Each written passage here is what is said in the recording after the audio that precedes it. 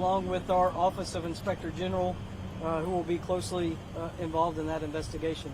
And were you guys able to find any of the clothes that he had on when he left the bus? I can tell you that they're still at the scene at this moment. So Lopez is deceased.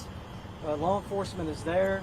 They're processing that scene as we speak, and so there's some information that I just don't have at the moment.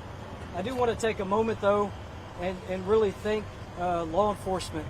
Leon County Sheriff has been extraordinary and continues to be. Our partners at DPS, the Office of Inspector General, U.S. Marshals, just so many different law enforcement agencies contributed to this, and just very thankful for all of the support that they have provided.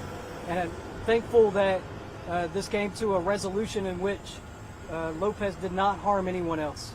As a leader, what's your reaction that this man is off the streets? I can just tell you that we are very saddened that the murders happened, but I will tell you that we are breathing a sigh of relief that Lopez will not be able to hurt anyone else. Will TDCJ be adjusting their protocols to ensure that nothing like this happens again?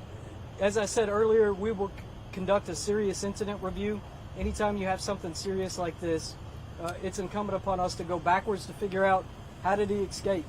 How did he beat our security protocols in order to leave that transport vehicle? And so that's something that we absolutely will be doing.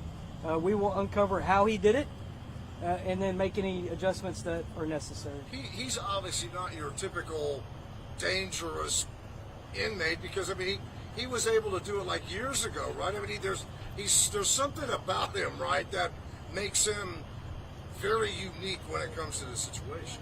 Absolutely. Gonzalo Lopez had a history of trying to elude law enforcement.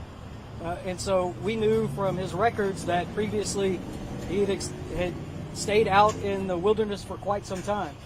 And so that's why we remained in this area, because we did not have evidence that put him out of this area.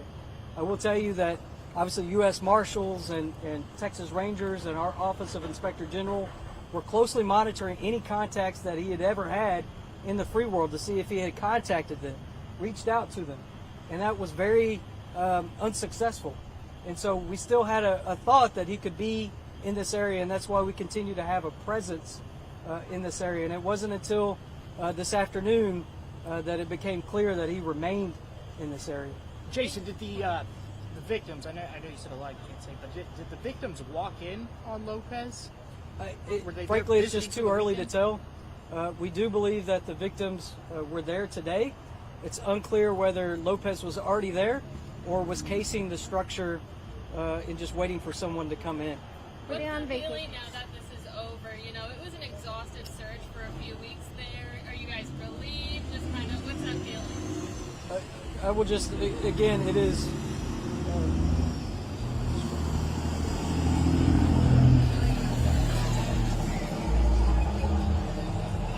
I will say that this is an absolute tragedy. The fact that 4 individuals... I would say that this is a tragedy that you had 5 individuals who lost their lives. And so I am thankful that tonight Gonzalo Lopez is unable to harm anyone else.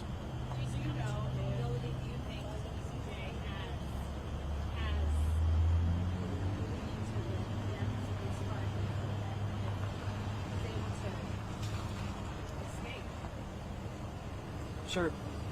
As I said earlier, that will be part of us going backwards to determine how that escape happened and taking any precautions that we need to take in order to prevent that from happening in the future. As a human being, obviously this is a tragedy. Do you have any words to say to the family of the victims? I don't. I can't imagine the grief and suffering that they're going through, and so my words would fall flat. Do you know who and when we can expect those IDs? That would be something I'd encourage you to talk to Leon County Sheriff. Obviously, this has happened in their jurisdiction. They're working closely with DPS in order to process that crime scene. So I would expect that the sheriff likely would release that information and not TDCJ. What are some things that TDCJ possibly learned, and could we see that you all move to the inmate who has been on the run for 11 years now and kind of exhaust the efforts that were on this one for Lopez to try to find that inmate? I assume you're talking about Busto Diaz. Yes, sir. So, and I'll just speak to that. It's something that we don't ever stop. We don't rest. And even for Busto Diaz, who we believe is in Mexico, and that we'll continue to search for forever. Thank Thank you. you. Zeus.